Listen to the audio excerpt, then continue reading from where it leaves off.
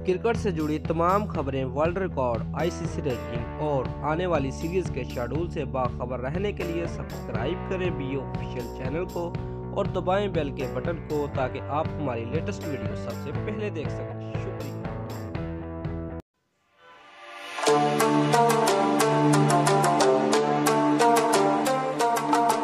Viewers, हम पाकिस्तान में cricket की बहाली पर पाक फौज और हुकूमत पाकिस्तान के शुक्रगुजार हैं। अगर आप भी क्रिकेट को देखना पसंद करते हैं तो इस वीडियो को फेसबुक और व्हाट्सएप पर अपने दोस्तों को लाजमी शेयर करें और वीडियो को लाइक भी करें।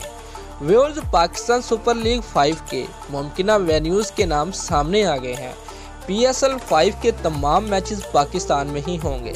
PCB ने मुल्तान और रावलपिंडी के स्टेडियम्स को अपग्रेड करने का फैसला कर लिया है।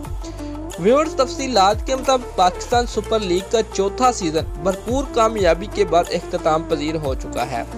पाकिस्तान सुपर लीग 4 के इख्तिताम पर पाकिस्तान क्रिकेट बोर्ड और हुकूमत पाकिस्तान सुपर लीग 5 के तमाम मैचेस का पाकिस्तान में इनकाद करवाने का ऐलान कर चुका है, जो कि पाकिस्तानियों के लिए बहुत बड़ी खुशी की खबर है।